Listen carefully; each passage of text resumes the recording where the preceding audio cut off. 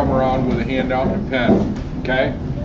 All right, so today's little mini workshop focusing in on how to have a positive attitude, how to have respect for other people, how to deal with conflict resolution, how to deal with giving other people feedback. Let me go through some of my background before we get into that topic. If you're not familiar with me, I am originally from upstate New York. I went to college at the State University of New York at Buffalo, got a bachelor's degree in genetic engineering. I then went to Texas University, got a master's in genetic engineering, and then I got a PhD in psychology from Addison University. I worked for 1 year in Princeton, New Jersey on the genetic mutation of steroid growth hormones for farm animals. So one project I worked on you're probably familiar with, and that is the BST project, and that's the growth hormone given to dairy cows to increase milk production. A lot of controversy over whether you should drink the milk from the BST treated cows or not. Second project I worked on you probably never heard of was called the PST project. And the goal of that project was to mutate a growth hormone so that you could inject it into pigs and reduce the fat content and improve the quality of pork. Whenever you fool around with Mother Nature, sometimes you get some weird side effects. One of the mutated forms of this hormone, we could inject it into little farm piglets and they grow to 1,200 pounds in 90 days. 7 feet long, 3 feet tall, 3 feet wide, heavily muscled, 2% body fat versus 25% in a normal farm pig. They could run 30 miles an hour sustained, and they're carnivorous and cannibalistic, over 700 pounds. So they eat meat. You don't feed them every day, they eat each other, starting with the smallest first. That was not a good product to sell to the Iowa and Minnesota hog farmers. Then we turned their pigs into ravaging bands of hunter-killer carnivores that eat all the livestock themselves and the farmer. Yeah. So anyway, the USDA funded project, when they saw our research results, they dropped the funding for the project.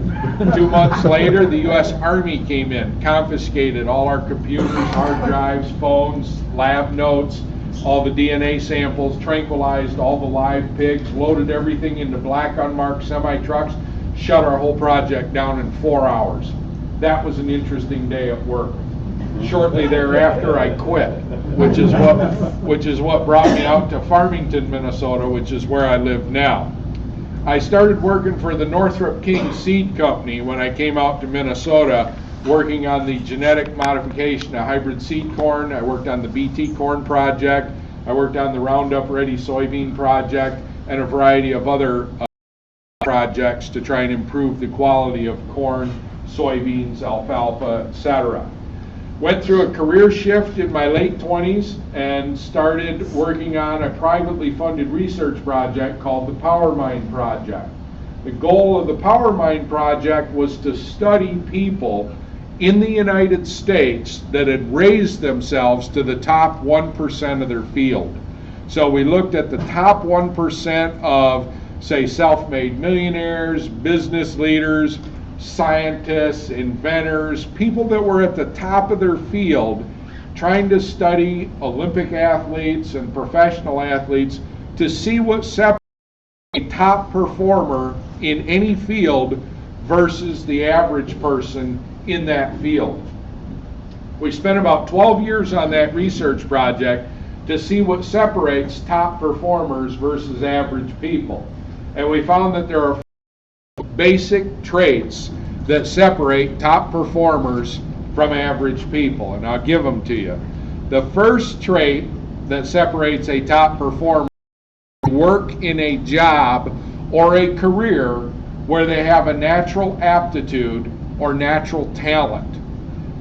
Most of the people in the United States, over 60%, work in jobs or careers where they have no natural aptitude, no natural talent. What do I mean by that? When I talk about a natural talent or a natural aptitude, I'm talking about a job or a position that is easy for that person to do. It comes naturally to them. Doesn't matter what the job is. Could be a welder, could be a dozer operator. Some people are more suited to certain tasks versus other people. And you see it every day. Put one person on one task, do it really well. It's easy for them, comes naturally to them. Put that same person on a different, fumble around, can't do it, don't understand it, don't get it, doesn't work right. The concept is, how can you earn your living or a career that naturally fits you, or do most of your tasks and most of your jobs that seem natural to you? That is a key concept in work performance. It's a key concept in management. It's a key concept in working with other people. If you manage other people, if you supervise other people, you always want people in jobs or tasks that seem to come easy for them. For you yourself, you want to do most of the jobs and tasks that are easy for you, that come natural to you, that you're good at. That's what everybody wants. A fits them naturally, a natural fit. Unfortunate thing is, people tend to get into jobs that are not a natural fit. They hate their job. They don't want to come into work every day. They can't stand the work they do. Be a top achiever if you feel that way about your job and your career. Have to be working in a job that you enjoy, that you're good at, that you can get some self-respect from doing. Second feature, peak performers are goal setters. They are thinking about where they are going to be in their job, in their career, in their finances, in their personal life 1 to 3 years from now. The average person lives day to day. They're just thinking, what am I doing today? What am I doing tomorrow? They have no idea what they're going to be doing on, say, Friday, Saturday, or Sunday. They're just day to day, living day to day, paycheck to paycheck. A peak performer doesn't do that. They're thinking, where am I going to be a year from now? Where am I going to be 2 years from now? Where am I going to be 3 years from now? Now, I'm not saying stop and get into something else. I'm just talking about your skill level. Are you going to be a better person at your job 1 year from now than you are today? And if you set out to do that, make incremental improvements in your life, in your job, in the jobs that you do, the tasks that you do on a regular basis, that is the concept of being on the track of a peak performer. So, how can you improve your value in the job you do to the company that you work for? The concept of continuous improvement or goal setting within your job, within your work. So, part of it is training. Do you have better communication skills? That's what I'm going to try and help you with today. So, are you a better communicator after you walk out the door today than when you came in? I'm going to try with that. That is the concept of now you're a better, along with people better. Got some skills, got some tools in how to resolve conflict and give feedback to other people. The standard jobs you do, how can you be better at those? Third feature on peak performers is they believe in themselves. They believe that it's possible for them to become better in their life, in their job, in their work. Average person sees no hope, no future. They don't have any belief in their abilities. They're hoping somebody else gives them something. Give them something for free, hopefully, so that then they can have a better future for themselves. Peak performers don't believe in that. They believe in taking charge of their own future, taking charge of their own life. They want something, they make it happen, and they believe they can do it. Fourth feature is they visualize. They see themselves accomplishing the things that they want to accomplish, the things they want to own, the lifestyle they want to have in the next 3 years. Average person is a worrywart. They imagine all the horrible things that could happen to them, their future, their families, etc. Peak performers don't worry. They have a positive future view of their life and their future. I published a book detailing those concepts in 1996 called The Power Mind System.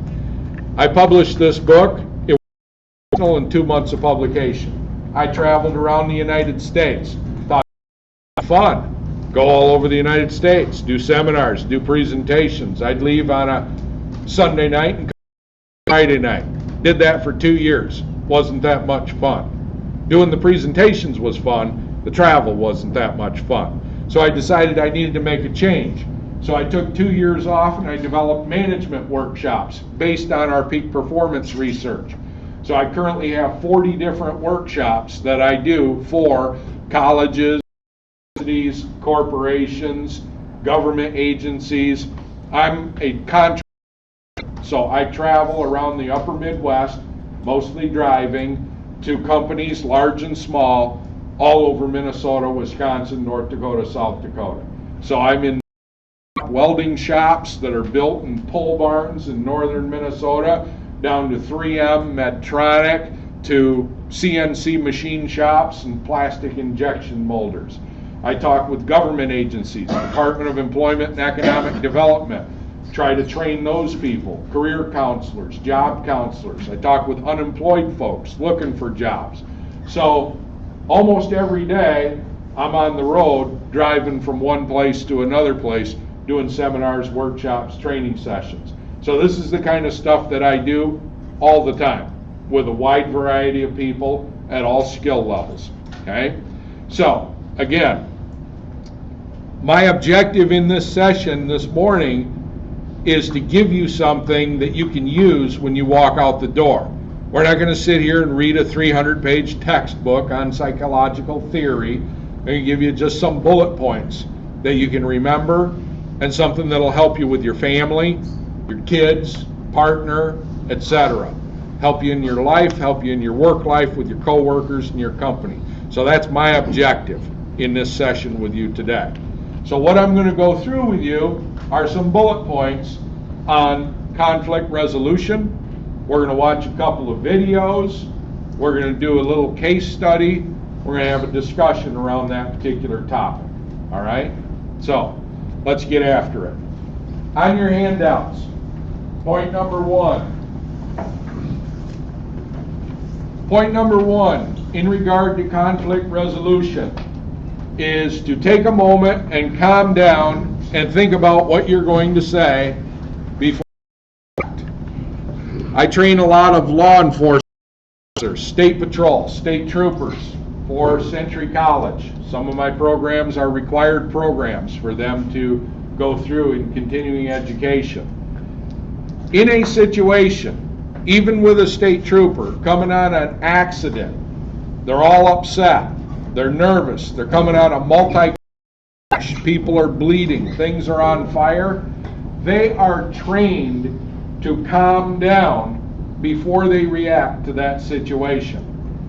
Why is that? Why shouldn't they just jump out of their car and run over to the first person they see and start helping them? Do you know why? Why would that not be the most effective thing? State trooper comes up, maybe they could save that person's life. Just run out of their car and do that. Why is that not a good approach for the first responder?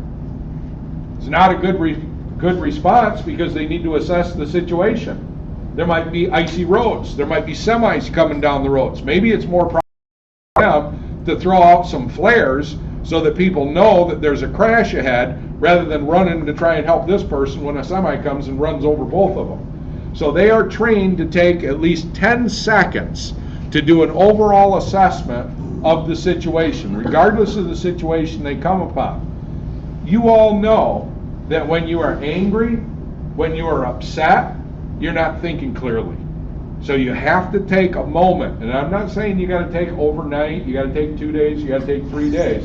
I'm just take a short period of time, sometimes it's just 10 minutes, before you react and before you respond. Somebody with a nasty negative attitude, they say something that you don't particularly appreciate, they got a negative tone in their voice, immediate response would be to be angry, to escalate the situation, to respond to that person in a negative way. If you do that, what happens? You're going to resolve the conflict or what? No, it's going to get worse. This is called the bar fight reaction to conflict resolution. Somebody comes up, gives you a poke. What do you want to do? Here, I'll do that with you. You be my experiment. I come up and I give you a poke. See, what do you want to do? No. What do you want to do? If I come up to you and I give you a poke, you want to give me a poke, right? That would be the natural reaction, right? You would want to. Here, I'll poke you. Here, what do you want to do? All right? Yeah. But you guys get the idea. Somebody, they give you a poke. Now, it might not be physical like I did with these guys. It might just be something negative. You know, they want to make some snide comment, some negative remark. Somebody does that to you, the natural reaction is to respond in a negative way. They poke you, you want to poke them. I'm saying don't do that. I'm saying wait, take a moment, consider the situation. Why are they acting the way they're acting? Why are they reacting the way they're acting? You got to be a little bit smart in dealing with people. And I'm not saying you got to be a genius, just a little bit smart. So they give you negative attitude, conflict's going to start. You have a choice on how you respond to that initial contact.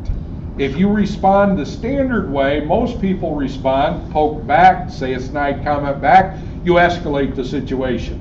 Now you got a real conflict on your hand where it was maybe unnecessary. Okay? So I'm saying just take a moment and think, assess the situation. Step one, calm down. Okay? Number two, yourself in their shoes.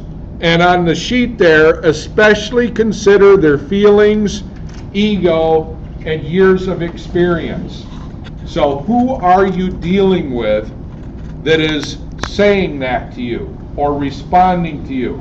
Is it that's brand new? Is this somebody with 20 years of experience?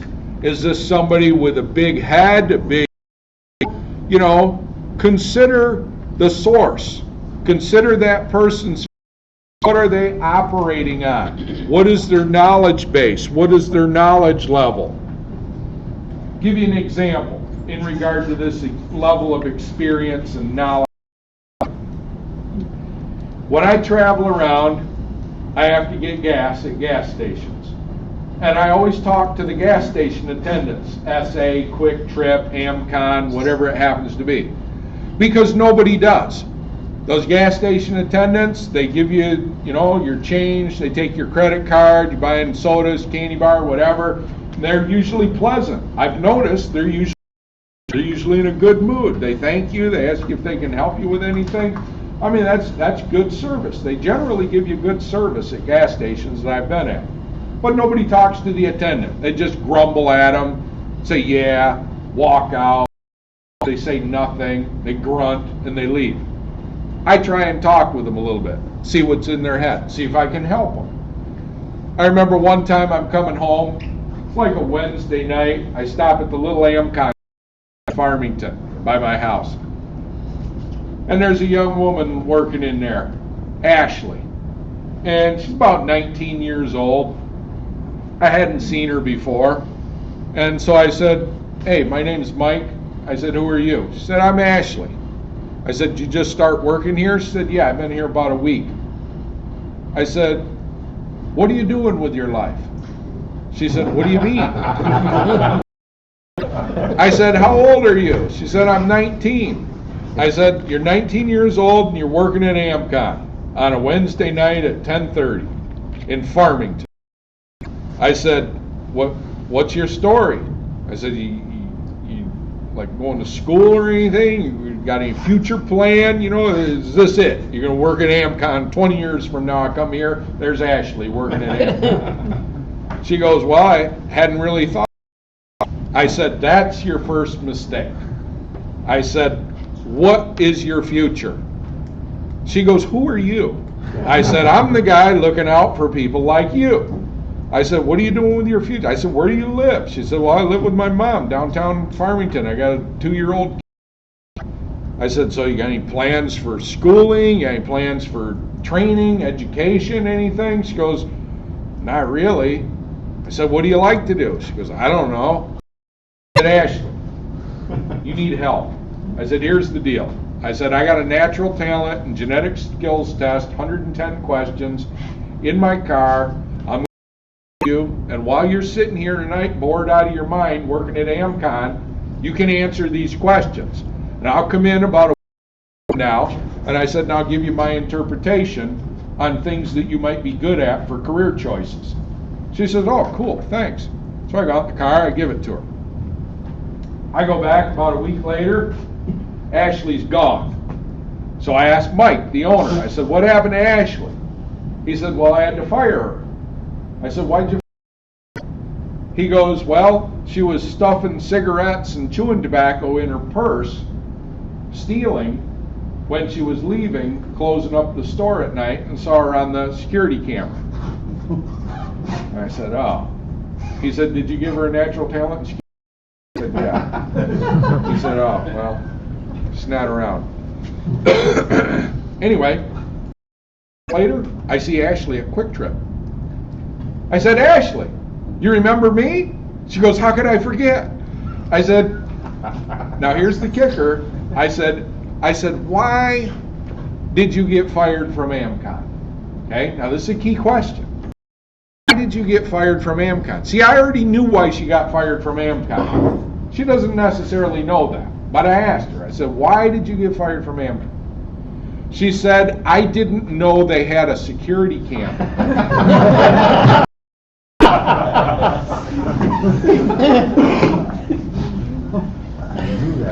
Now, you might say that, and you might say, lost cause. You know, what are we going to do with that? You know, stealing from the employer, purse with cigarettes and chewing tobacco. You know, forget it. Let's fire her from every job. See, that would be the natural reaction. But I took a different take on it because I'm working with this same sheet that you've got there, trying to practice what I preach. Put myself in the other person's shoes. Who is Ashley? Ashley's a 19-year-old kid, all right, living at home. Graduated from high school, really doesn't have much of a future plan. So I got to take that into consideration. Got to consider the source. Where is Ashley going to learn any work ethic? Apparently she hasn't learned any. So where is she going to learn any? Probably not in her 19 years of life so far going with any met. So I said, Ashley, I got a little 10-point sheet in my car on work ethic. Start there. She said, all right. I said, you follow these 10 points on here, you won't get fired from this job. She said, well, what are the 10 points? Generated curiosity. That's my objective. Now I got somebody interested in what I have. So I went through the 10 points. Number one, don't steal from your employer. Okay? I said, see, that's what got you axed from your first job. I said, don't do that again. I said, show up for work on time. I said, do the things that they ask you to do without a negative, nasty attitude. I said, if they offer training, take the training. Okay? Went through little 10 points with her. She goes, are there more? I go, yeah, but let's just settle you with these 10. I said, you master the basics, you'll be good to go. 3 months later, Ashley sends me an email. She got promoted. I said, how did you get promoted? She said, well, I followed your 10-point work ethic. She said, but the other 4 people that they hired at the same time they hired me, they all got fired. So they didn't really have any choice because I was the only one left. I said, why did they get fired? She said, stealing, not showing up for work on time, giving the manager a negative, nasty attitude when they were asked to do stuff. She said, you know, that list you had was pretty good. She said, now I'm seeing other people getting fired because of those reasons. I said, there you go. Anyway, long story short, it's been about 6 years. Ashley went down to training. They offered her training. She manages 5 stores now. Okay? So, that's all she's got. She doesn't have any education, just the training she got there. But she's not one person sitting behind the cash register at AMCON. She's managing the stores now with just basic knowledge on work ethic. So, think about it. When you get into a conflict situation, number 2, put yourself in their shoes. What are they operating on a knowledge base? What do they have for experience? Don't just put the person down. Don't just discount the person. Don't just get rid of the person. Think about how they think and what's in their head, and could they have value to the organization with training and education.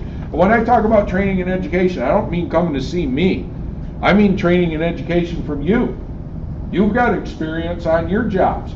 You can go to for somebody else that doesn't know what you're doing or doesn't know how to do your job as good as you know how to do your job. Maybe you know some tricks of the trade that you could share with somebody else.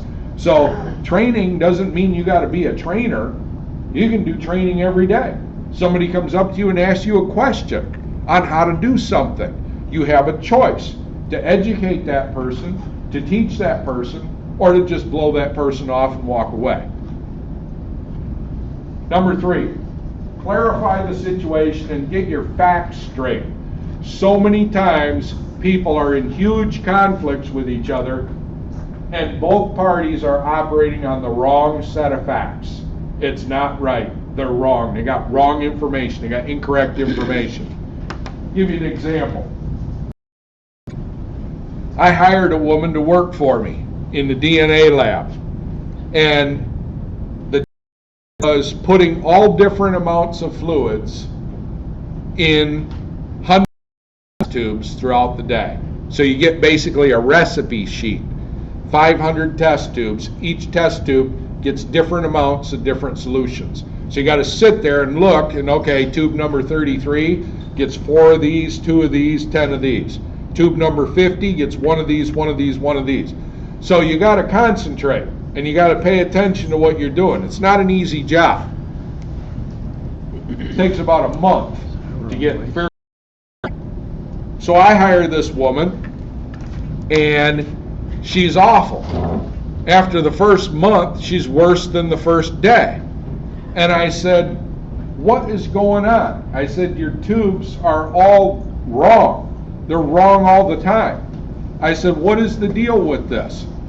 And she said, well, Mike, you know how you told me that I have to put, this amount in this tube and that amount in that tube and that amount in that tube? And I said, yeah. She said, I'm dyslexic, so after I do the third tube, I'm all confused, so I just fill them all up to the top. I said, oh, that's like way bad. That's like not good. Now, I have a choice, right? I can be angry and mad and say, okay, you should have told me that when I hired you. Thank you for telling me that. You're fired. Okay? I could do that. That's immediate response. And I kind of wanted, I'll be honest with you, I wanted to do, I should just fire you, But I thought, try to follow my own advice. I thought, well, I said, you like everything the same. I said, is that the concept? She goes, yeah, I like everything even, everything the same. She says, you told me everything different. She said, I hate that. I want everything to be the same. So I'm thinking, well, we have a job where everything needs to be the same. She said, what's that? I said, greenhouse manager. Manage the greenhouses. Everything needs to be the same. Same amount of water, same amount of potting soil, same pot, same sunlight. Everything's supposed to be the same in our greenhouse except for the plant, because we're working with experimental corn. So we want, the corn is different, but if you control everything else, then you can see the variation in our genetics. So I said, if you're greenhouse manager, that'd be a good job for you. She goes, yeah, that'd be great.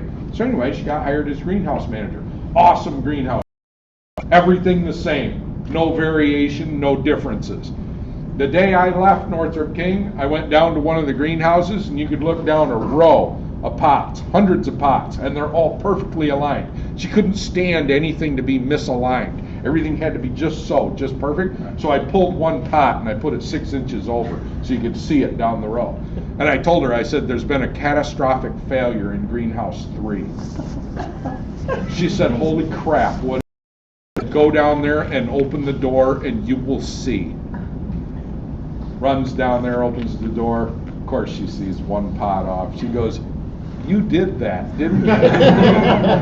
I said, just getting back at you for the month of hassle. Anyway, natural fit for her, different task, different type of job. I had a choice to be angry, upset, start a big, took a step back, calm down, try and see what's a better fit for this individual. Next point. Number 4, conflict can result in better ideas, combination, or hybrid ideas.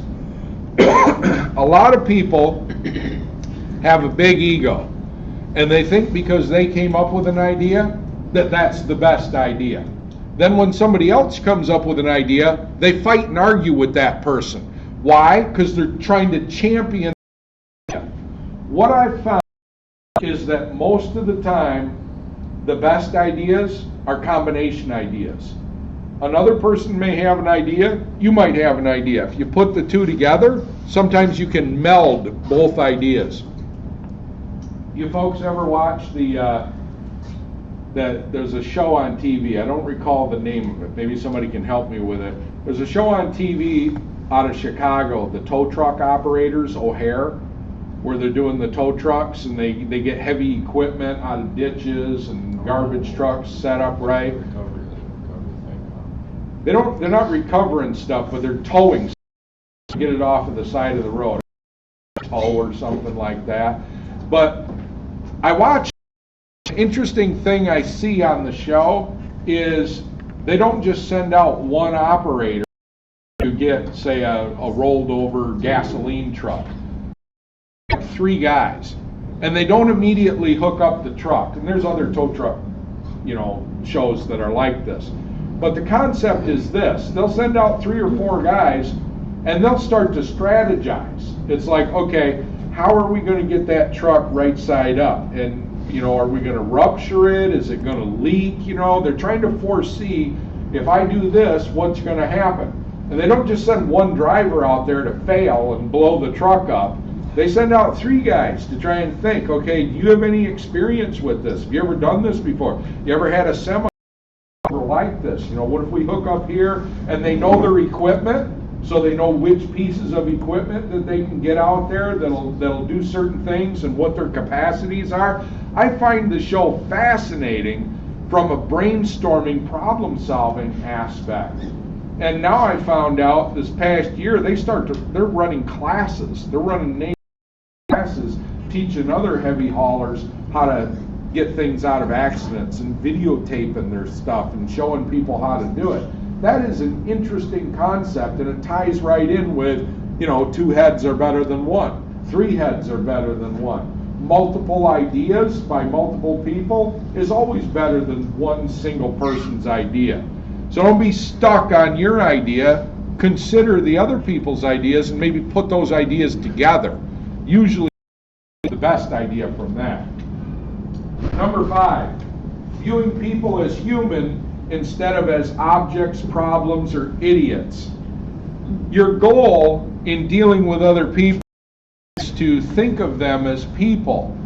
If you think of another person or an idiot or a dumbbell or some sarcastic name like that, how much respect are you showing for them? 0, right? If the person is an inanimate object, like an idiot, it's like, well, who has respect for an idiot? Nobody. Because they're an idiot. But are they really an idiot? No, they're a person. They have feelings. They may have family. They may have kids. They may have struggles. They may have health issues that they're dealing with. If you consider people as people, it changes your perspective rather than just giving them a label. Okay? Give you an example. When I was driving down here yesterday from Farmington, big truck pulls up behind me, big mud truck. It's got teeth on it, chrome teeth.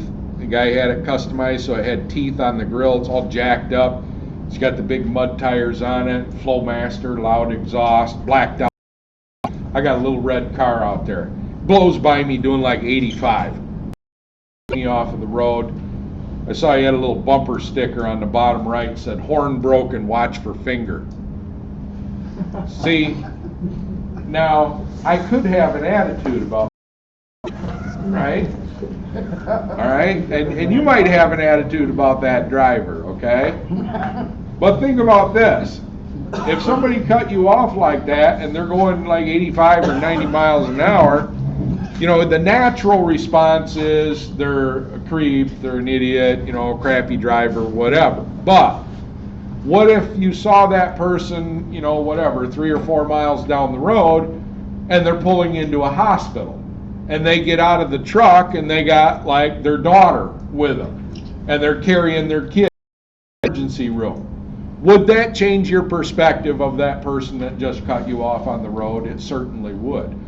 That's the concept of viewing people as people with feelings, emotions, etc., rather than just labeling them as a new person, a newbie, greenhorn, whatever, idiot, etc. So I found that helped with conflict too. What is that person dealing with as far as their personal struggles and things like that? Number 6, be careful not to degrade someone or try to destroy their self-esteem about their work or their job. Most people derive a lot of their self-esteem from the work and the job they do. And when a person has a bad day at work, when they're cut down because they've done something wrong at work or they made an error or a mistake, that usually bothers people a lot, because the average person derives their self-esteem mostly from their job. Oh no, I get my self-esteem, my support from my family, my wife, my kids, etc. No, hogwash, they don't. Most people in this country get their self-esteem from their job. Okay? So if they have a lousy job, a job they hate, coworkers that dislike them, coworkers that disrespect them, you're destroying that person's self-esteem. What can you do in that situation? Be a positive person for that individual. Sometimes people only have 1 or 2 friends and they're co-workers, not people outside of work. All right? So consider that. How am I going to make this person feel in regard to this? Nobody wants to come into a workplace that's rife with people bickering, people arguing, fighting with each other. Basic tools for one of you handle conflict in a more way. And the last one, if you don't feel capable of giving constructive feedback, then don't say anything. So if you look at a situation or you're dealing with a person and you're like, I just cannot deal with this individual right now, I just got to take a break and calm down, then don't. One negative remark could destroy the whole situation. So just let it go. Just don't say anything. Okay? So if you can't say something constructive, and what do I mean by constructive? By constructive, I mean so it doesn't happen again. Somebody does something that offends you, that irritates you, that screws up their job. If you're going to give them feedback so it doesn't happen again. Telling somebody they're dumb or they're stupid, that's not feedback so it won't happen again. That actually encourages that it'll happen. Well, if I'm a dummy, then I should screw everything up, because that's what dummies do. All right? People come up to me all the time and they're irritated by liars. They're like, Mike, that person lied to me like 5 times.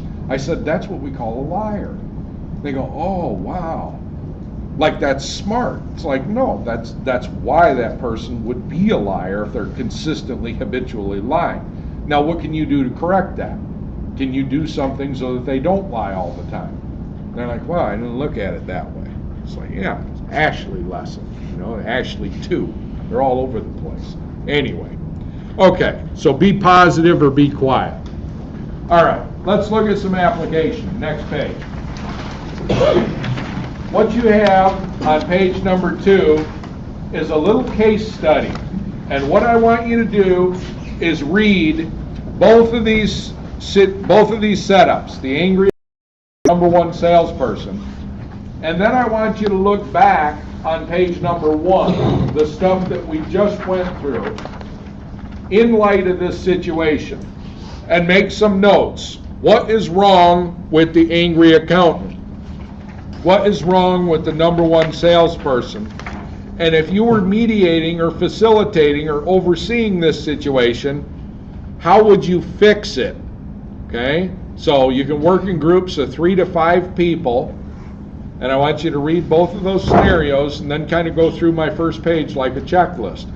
Tell me all the things that are wrong with this and how you'd fix it. Give you about 8 minutes. Go ahead.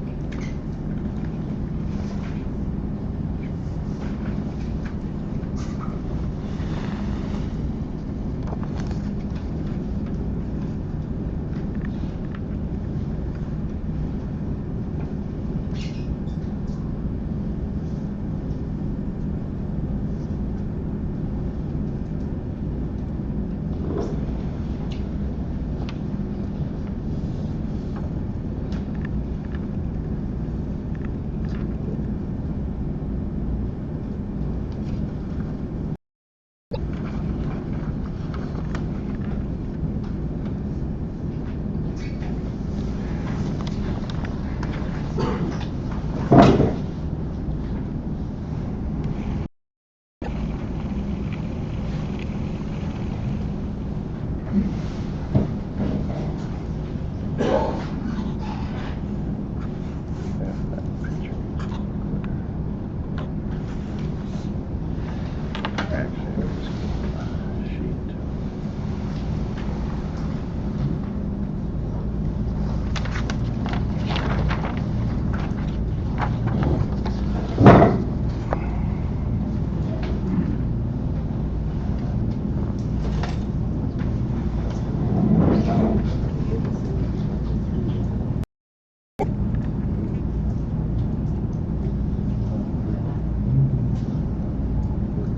ahead and pick it apart. Discuss with your group, 3 to 5 people. Put some notes down. How would you fix it in regard to the points we just covered with those folks?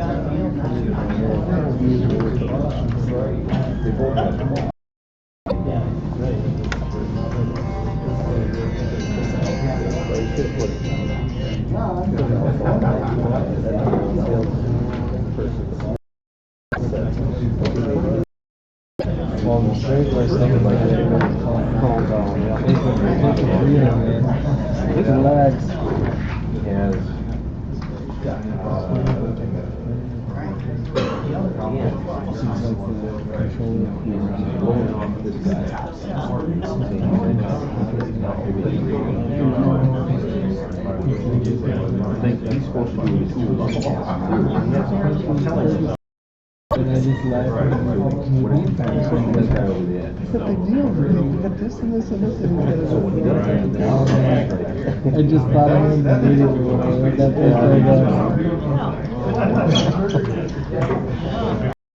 it sounds like two right two just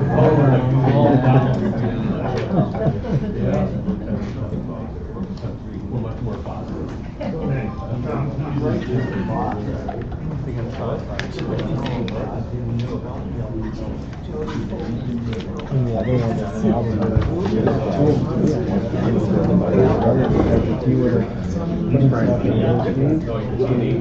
He didn't realize that he's in New York City and he got to my side.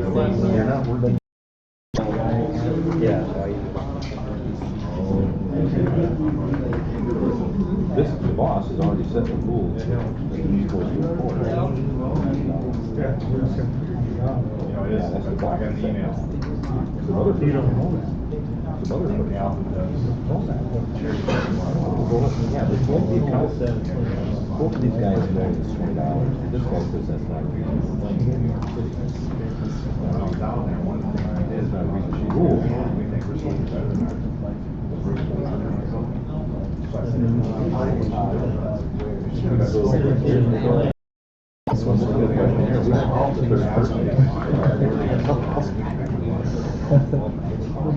He needs to rest of that out.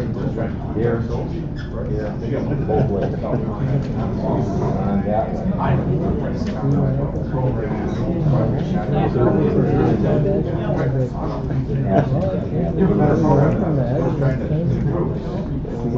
It's almost as old as when I was watching the Irish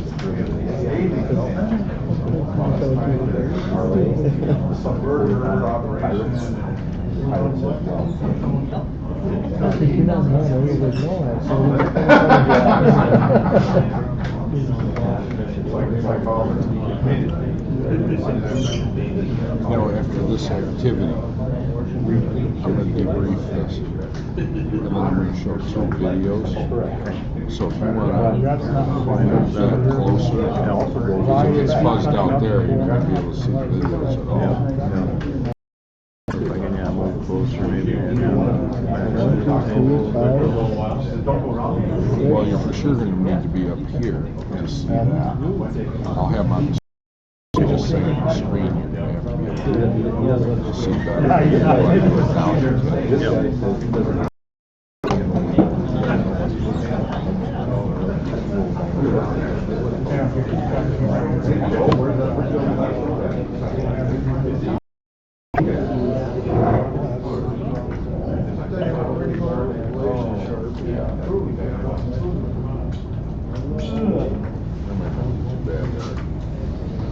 I don't know. It's kind of an experiment. Right.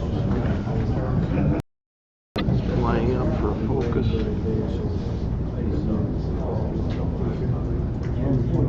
This man is police.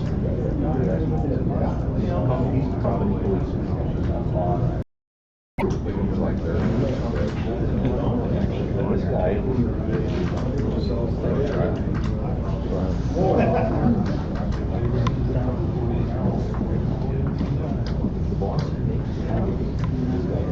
Jody, is Doug Reader on this one? Yep.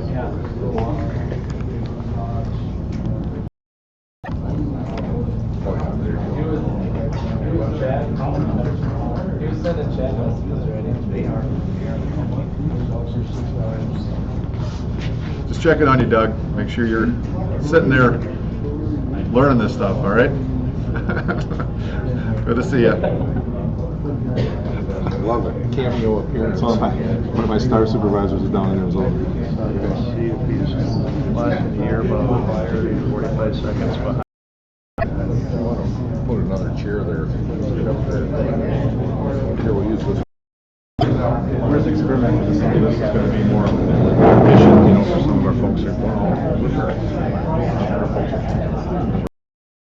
Hey, our name of the game, man, ITV type training. Say something? Oh, he's paying attention.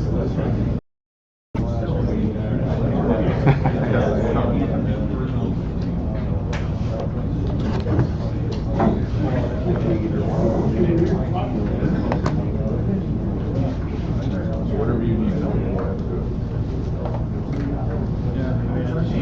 He's going live and it looks good, so.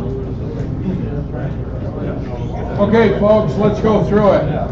Okay? So what are some of your ideas? How do you assess this situation? What do you see happening here? What do you go through that person first? What's the deal with Brighton here? Anyway, raise your hand. You got some ideas on what's going on in his head. Go ahead. He needs to calm down. All right, number 1 point. He needs to calm down, right? He's not thinking clearly. He's built up a full head of steam. He's all ready to explode. So for sure, he's not working right, okay? So he definitely needs to calm down before he goes in and talks with the salesperson. Now, somebody else got an idea on Bright. What do you say? He's new. Oh, wait, hold up. You say he's jealous? Yeah. Dude, bonus point for you. You get a free book. Oh. That was a good read, because I didn't say anywhere in here that he was jealous. I didn't say anywhere in here that he thought the other was superior to him in any way, but you picked up on that, and that's a key point. He might be jealous, because this guy's flying all over the country, he's spending company money, and what's Brighton doing? He's sitting back in the office crunching numbers. So there might be some jealousy operating there. Whenever you have jealousy operating, you'll be surprised at people that might be jealous of you in your position, in your job, and you would never think of it. You're like, why is that person jealous of me? A lot of people are jealous of other people. When you factor in jealousy, you add a whole new dimension to the conflict. Okay? Excellent point. Excellent. What were you saying? You had another point over here, I thought. Somebody down here? What else on the account? Go ahead. Well, he needs to get his facts straight, what he next year he was spending, or what he was getting for it. Yeah. You know, Is Brighton operating with a complete set of facts? Does he know that a multi-million-dollar contract was signed? Does he know that, you know, it was a situation where maybe it was out of the other guy's control? I mean, he doesn't have all of the facts. He's just sitting here looking at a few numbers, trying to go by some chart, which is probably outdated or outmoded, and getting all worked up over something that's probably nothing, right? Now, this appears to be some big deal for Brighton. He seems to be getting all upset, but what else does it say about Brighton? He's new, right? He doesn't know the game or how that organization is operating. So you always have to take into consideration all the factors. What is his experience level? Well, you know, he says he's new. Probably got a little jealousy operating there. What's his position? What's his job? His job is to crunch the numbers and count the numbers. That's what he does. He's not in sales, and for good reason, right? He has a skill set that's applied in a different area. So it's not that Brighton is a bad employee, a terrible employee. Okay? Now put yourself in the other person's shoes. Where's this person coming from? Why are they reacting the way they're reacting? What else? Anything else on Brighton? Go ahead. Is it his job to enforce or just report it? Well, that's a good question. Is it his job to enforce the rules or just report the rules? Why is it his manager that this went over? Why is he running over to the sales department and yelling at the top sales guy? Maybe he should just tell his supervisor and forget it. Be done. No need to be upset. Hey, I was over 4th time, 5th time in 3 months. Put it in your report. Email it to your manager. Manager wants to do it, great. Doesn't want to, that's fine. He's still doing his job. Like you said, his job may not have anything to do with enforcement. What else? That was his question right there. Was he the policeman? Third individual, what's the boss doing here? Yeah. You didn't put him in your story. Who set the rule? No. Yeah, who set the rule? Maybe Brighton should, maybe Brighton should go talk to the salesperson in a calm manner and say, hey, did you know this was the rule? How can we resolve this? Would you like me to go talk with my manager to get your expense account increased? Or increased when you're going to different cities? This could be resolved. In your story you have here that this has been several times. Yeah. And so apparently he's been a habitual sort of thing that's really thrown him over the edge. Maybe he's building that stuff up. Like, is that what you're saying? That he's been waiting? Well, he's under the impression. Why would you walk over calmly and has a lack of respect for the rules of the company? Exactly. And why didn't he say something the first time? Why did he wait until the 4th or 5th time? We don't know, but you're right. You know, think about it. How about the salesperson? What's his perspective? What's he operating off of? Just landed a huge contract. He's flying high. Where do you think his ego's at? Oh, right up there. Right up there. It already said he's the number. Just comes back from New York, lands multi-million-dollar contract. Do you think he's in any mood to listen to Brighton coming over squabbling over $50? No. So, the salesperson reacts in a natural way for the accountant to come over and start screaming at him. How do you think his natural response is going to be? Is it going to be pleasant? Say, oh, thank you, Brighton, for reaffirming the rules to me. I appreciate that. You're a great new worker here. You think that's going to be the response? No, he's going to what? He's going to explode. shut him down, try and maybe say some things that he shouldn't say. So you can very easily see that this simple situation, dealing over 50 or $100, could escalate into a huge problem between two people and arguing with each other if the situation is allowed to escalate the way it normally does in most organizations. Like I talked with these two gentlemen here about somebody gives you a poke. What do you want to do? You want to poke them back? Well, we're poking at each other, and then you poke her, and she pokes you, and you poke her. Pretty soon you got utter chaos in the organization, where it was all misunderstandings, and it could have been handled in a very easy, effective way. Okay? All right. Simple example, simple solutions. They run into huge problems in organizations all the time. All right? Okay. Good job. All right. Now, what I'll do next is I want to show you a couple of videos on the Pygmalion effect. And the Pygmalion effect is based on research studies on children, which is going to show you how every individual in an organization, now they're talking about teachers and students in a classroom, but it doesn't have to be that. The Pygmalion effect operates in every organization when one person interacts with another person. What he's going to do is he's going to go through a 4-factor theory on the Pygmalion effect. When you communicate with other people, how do you communicate with them? Not just your verbal language, but also your nonverbal language. When someone comes up to you with a conflict or starts a conflict, are you trying to correct the behavior? Are you trying to educate? Are you trying to teach? Or are you just reactive to the other person? Very interesting classical psychology research was done in the 60s actually.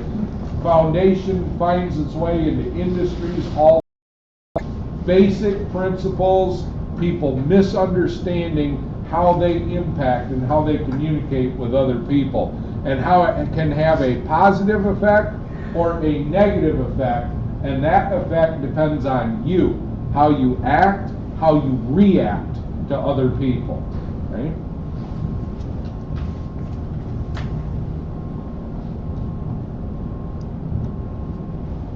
Does it make a difference whether your teacher believes that you are or a low performer, that you are a late bloomer, that even though you haven't demonstrated your intellectual ability, you will blossom, or you're not a good student or you're a good student?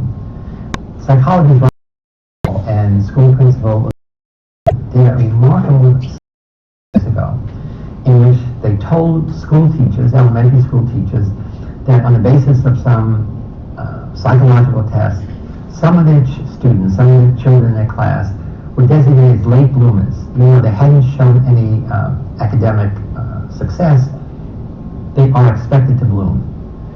The amazing thing is that in a very short time, the teachers began to treat those children differently than the other kids.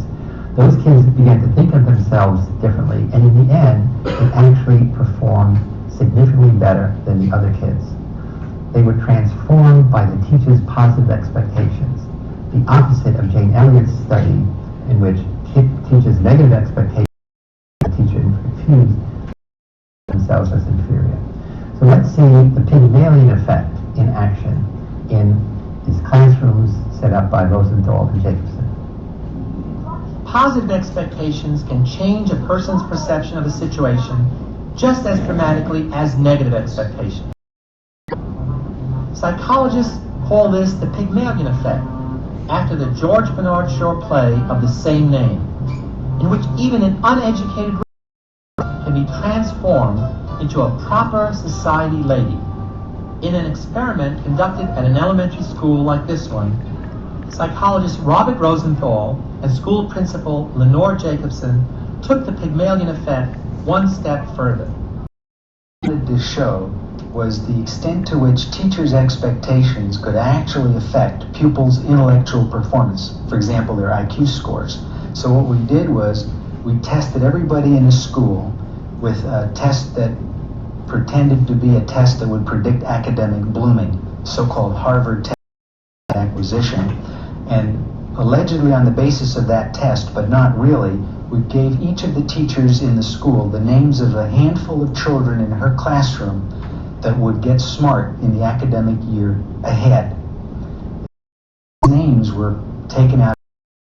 We chose them by means of a table of random numbers. The children themselves did not know in any direct way that teachers were holding certain expectations for them. Not to tell the kids, and of course we didn't tell the children either. So the children never knew. 6 times something is close to 32. Good. 6 times 5. And then when the children a year later, we found that those kids who'd been alleged to their teachers to be showing or going to show intellectual gains, in fact showed greater intellectual gains than did the children of whom we'd said nothing in particular. So the kids actually got smarter when they were expected to get smarter by their teachers. We've come to feel that there are really 4 factors that operate in the mediation or communication of these self-fulfilling prophecies, especially in the classroom, but not only in the classroom. So what are these 4 things that teachers tend to do differently to kids for whom they have more favorable expectations? The first factor is the climate factor. Teachers tend to create a warmer climate for those children for whom they have more favorable expectations. They're just nicer to them, both in terms of the things they say and also in the nonverbal channels of communication. The other very important factor is the so-called input factor. That one probably won't surprise anyone. Teachers teach more material to those kids for whom they have more favorable expectations. After all, if you think a kid is dumb and can't learn, you're not going to put yourself out to try to teach them very much. 2 other factors, though, make a difference. One is the response opportunity factor. That is, kids get more of a chance to respond if the teachers expect more of them. They call on them. When they do call on them, they let them talk longer, and they help and shape with them the answers that the kids speak out, kind of working together to put the response out. The last is feedback. The feedback factor works in this way. As you might expect, if more is expected, it is praised more, positively reinforced more for getting the answer out. But interestingly enough, is given more differentiated feedback when they get the wrong answer. One of the ways in which you can sometimes tell a little bit that the teacher does not have very high expectations for a kid is that the teacher is willing to accept a low quality response, or it won't really clarify what would have been a good quality response. Maybe because it feels, well, what's the use? The kid's not smart enough to profit from this additional clarification. So those are the 4: climate, input, opportunity, and feedback.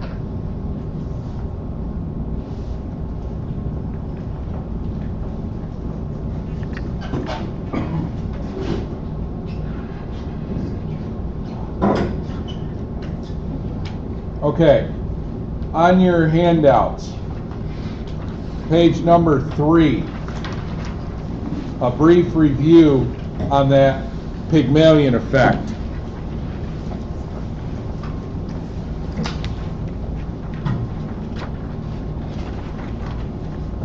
All right, it says you have an effect on everyone you come in contact with.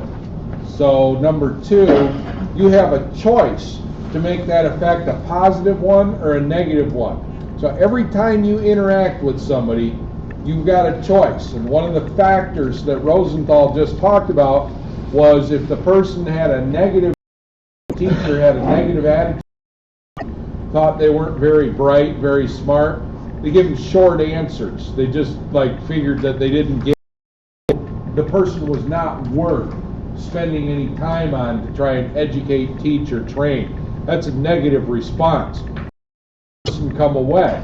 They start having degraded self-esteem, feel the other person thinks they're a dummy, smart, not worth the while.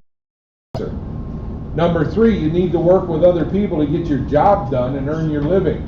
So working with other people is not something that I'm not going to work with anybody for the next 2 years. It's like, no, you have to work with other people. You have to work together with other people. Number 5, you need to have some skill in working in a positive way. Again, you don't need 500 steps, you need 20 textbooks. You don't need an 8-year degree. You just need basics. Basics will take you a long way. Ashley had 10 basics on work ethic. That's a long way. You don't need 100 steps. I only got 7 on the front page. Master the skills, deal with conflict 100 times better than the average person. Number 6, you can teach other people and increase their skill by giving proper, positive, constructive feedback. One of the factors on Rosenthal's theory was the feedback and the delineation of the feedback. If the feedback is like the person did something wrong and the teacher says, you did it wrong, let's go on to the next one, what does the student learn? Nothing. You do something wrong and somebody says you did it wrong, it's like, well, how does that help? Your goal is always to educate so that the situation does not happen again. So think about that. How can you educate, teach, or train so that this conflict we're having right now, this instant, does not happen again? Okay? Give you a simple example. We've got a non-stick frying pan at home, and I love it. And that's what I use a lot of the times when I cook. And they wear out after a while. They start to get scratched up and the Teflon starts to peel off. My wife, she doesn't like to it out. This was an argument for 5 years when we first started getting married. She's like, don't throw that frying pan out. Just cook your egg on the right side. It's not rusty over there. And I'm sitting here thinking, I don't want to cook on half a frying pan. I don't want to have to stay away from the rust. I want to be able to use the whole frying pan. Throw it away, she'd get mad. She's like, well, where's the frying pan? So I threw it away when you were at work. Now she's angry. You know, you're sitting here thinking, well, geez, this is dumb. No, this is a 5-year argument. I said, I'm going to buy a bunch of frying pans. And when they get scratched up and scarred up, I just throw them away and just grab another one. She said, well, I don't like that. I said, did you know on the research on the internet, if you eat Teflon on a consistent basis, it can poison your liver and cause liver cancer? Fact. I gave her that fact, reinforced it, sent it to her in a text, email, research references. She's like, throw them fry pans away. As soon as they get a scratch on, get rid of them. She goes, go put a new one in. Conflict resolved. No problem. All right? All right, number 7. Constructive criticism leads to constructive behavior. If a person sees that you're genuinely trying to help them and give them constructive feedback, they will usually respond to that. You know that if you do number 8, negative degrading feedback, that's going to lead to destructive, counterproductive behavior. Okay? So choose the high road. All right? Try and give constructive feedback to people. All right, Pygmalion effect in the workplace video.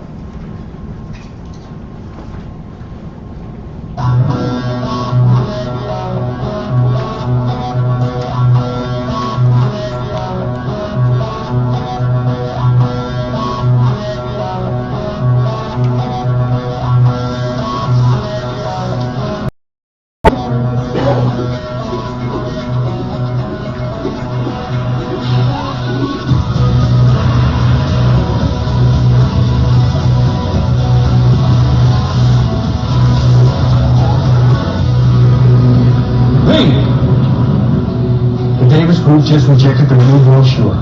Look at that. How in the world are you going to go out like that? Yeah. We keep trying to tell you, we're going to have these kinds of problems because there's no infrared dryer on this press. If you want the stuff that quickly, then... Don't start with that. If it's a problem, then all of your jobs are they? Right. But with no dryer, you need to give me more time before the sheets are handled. Then how come everyone else's work's okay? And look at this mess. There's trash everywhere. How in the world can you work like this? You know what? Just get this place straightened up. Let's not have any more mistakes like this. We can't afford it.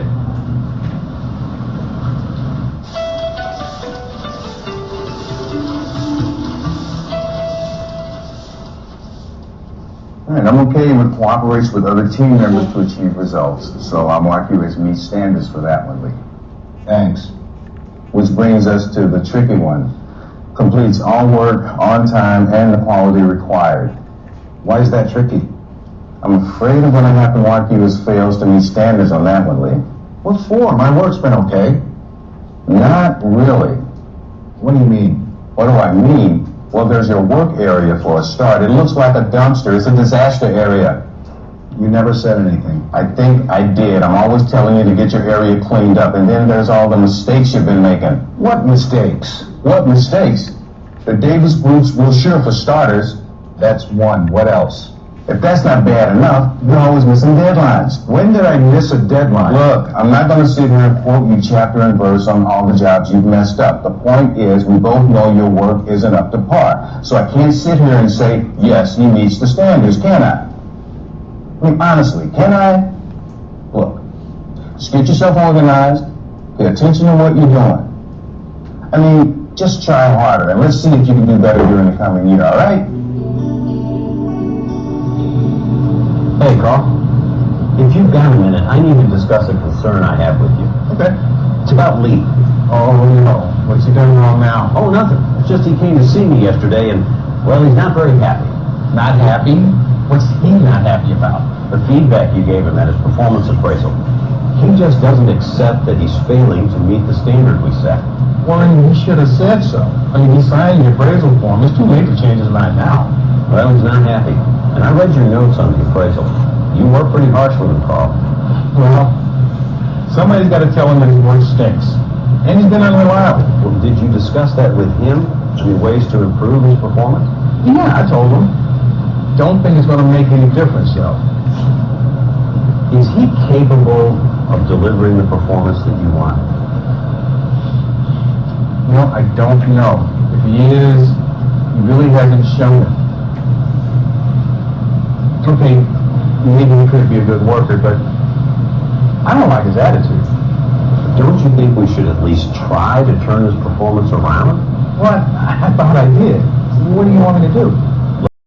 Somewhere where it's more comfortable. Why don't you come on to my office? Carl, when you give someone feedback, what are you really trying to do? Well, I'm trying to let them know what I think about them, I guess. Why? Well, so they'll start working better? That's exactly right. The whole point of feedback is to improve someone's performance. There's no purpose in doing it otherwise. No. It's not. So everything you say and everything you do when you're giving feedback needs to be done with that in mind. If what you say is not going to help someone improve their performance, then you shouldn't say it. Let me ask you this. What do you think the effect of your feedback is going to be on Lee? Knowing Lee, he'll just dig in his heels and he'll get worse. What should I have done? I always use a structure called CEDAR to help me in feedback discussions. To clarify the performance I expect to see. E, to explain how I think the person is actually performing. D, to discuss the reasons for the difference between the two. A, to agree on steps to fix the problem. And R, to review the outcomes. CEDAR, CEDAR. Now, to start with, you need to clarify what you expect from the person. Remember when you and I were both so worried about Kanae not completing all her tasks? Oh, yeah, I almost forgot about that. She's doing, but for a while she had a real challenge getting to those customer follow-up calls. That's until I gave her feedback. Okay, what I'd like to do is discuss a concern I have about your performance. Okay.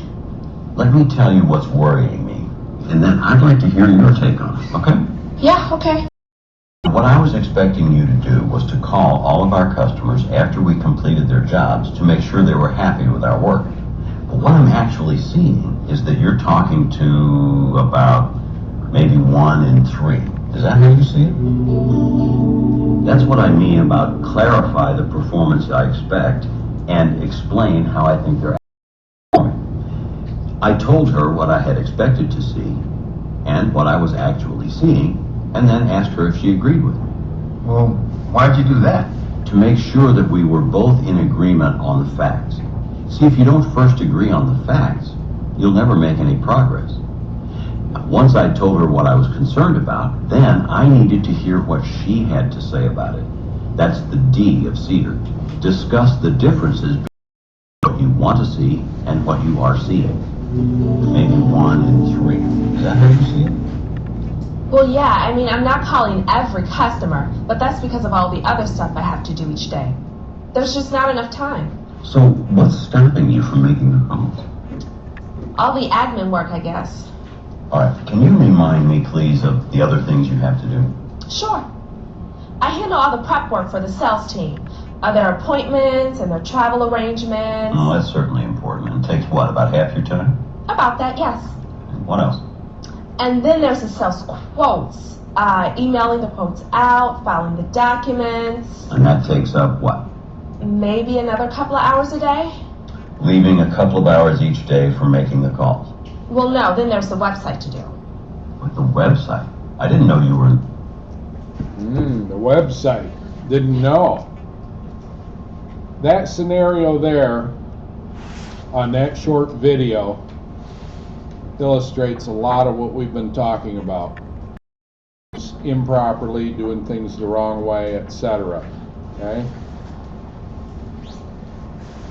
The feedback that the manager was giving the press operator in that scenario where the other guy's sitting across the desk from him, he's marking him down as doesn't meet the performance standards.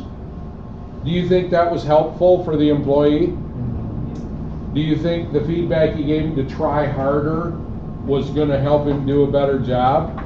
Do you think he walked out of there angry, irritated, frustrated? Is he going to improve his performance? No, he's probably going to get worse.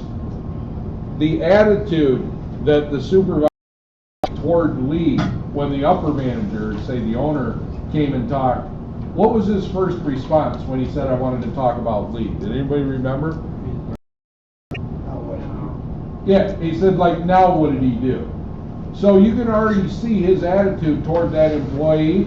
Pygmalion effect, how do you feel towards others? Non-communication is negative. That employee under that management style, that communication style, is never going to improve. He's going to stay the same or get worse. Okay?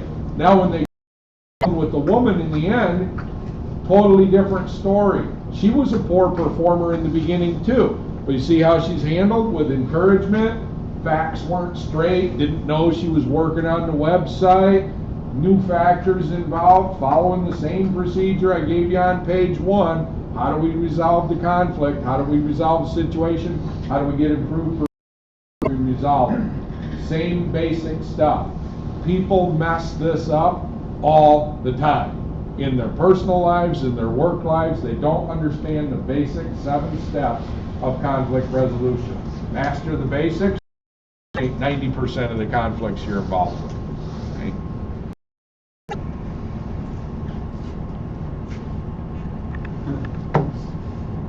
Okay. I'll give you an example of a company I went up to in northern Minnesota. I go up to this company to try and resolve a conflict.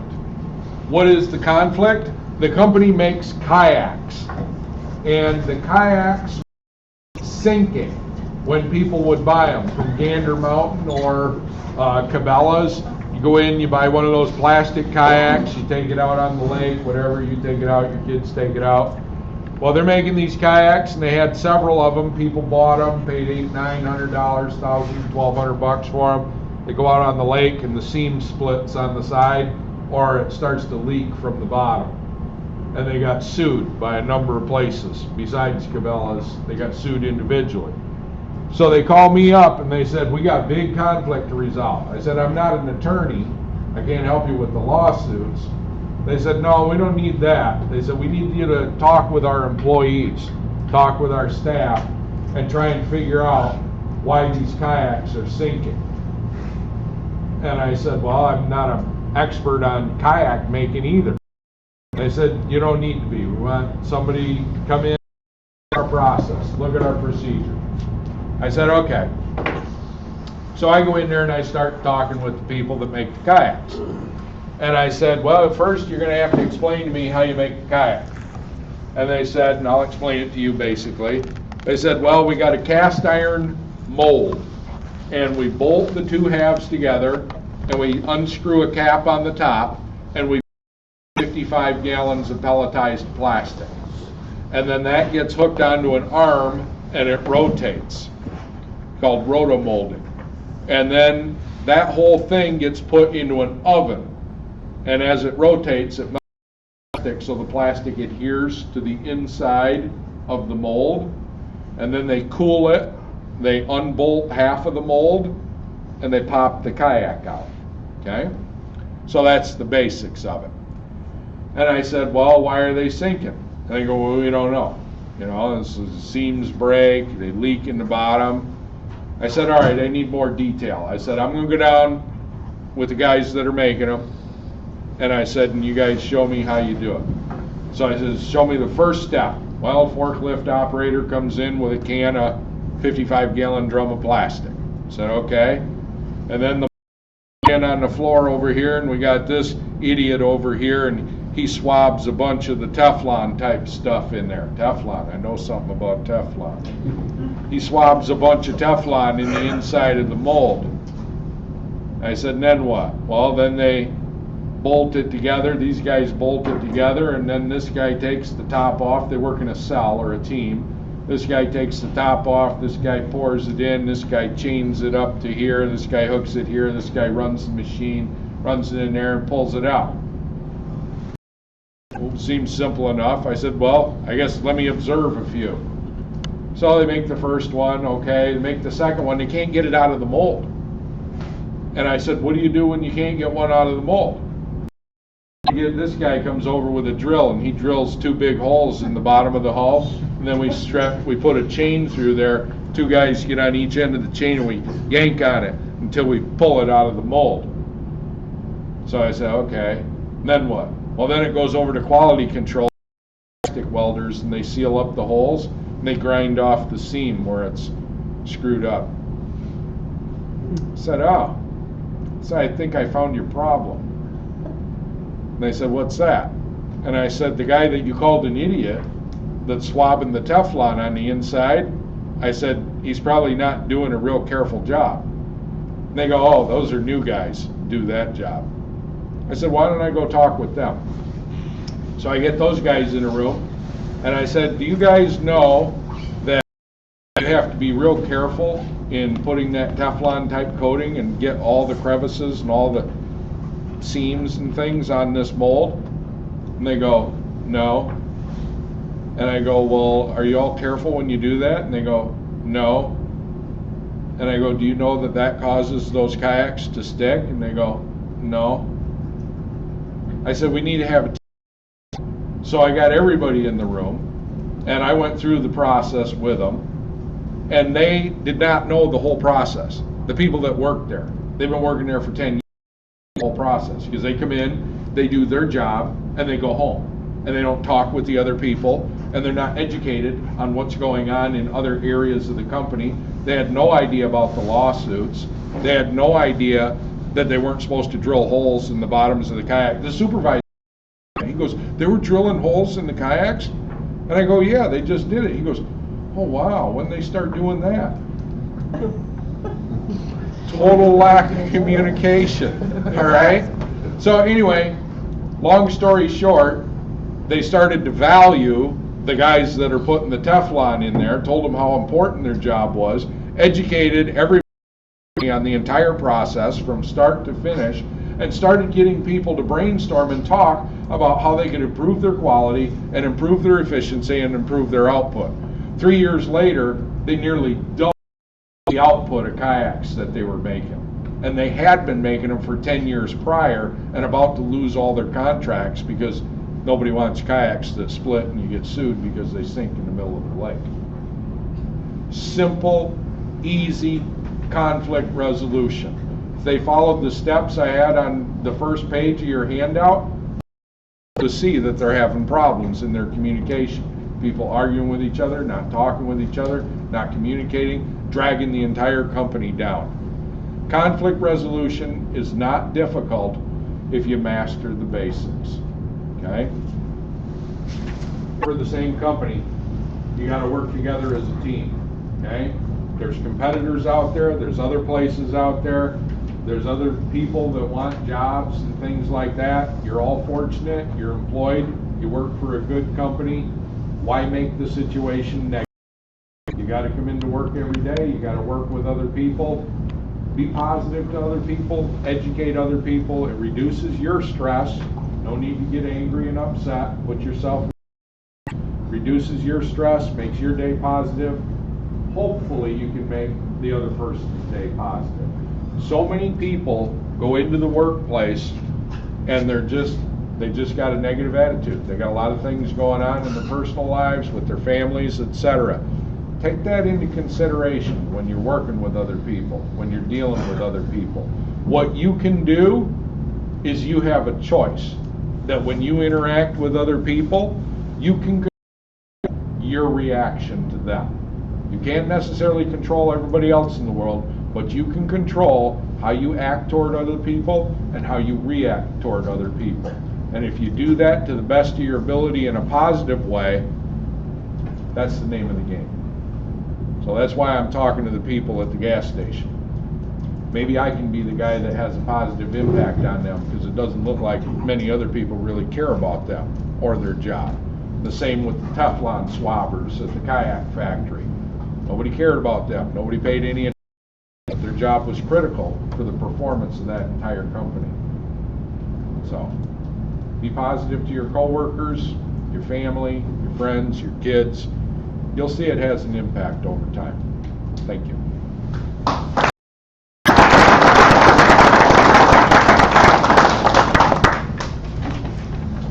Kevin will do your punch cards. He's got the punch.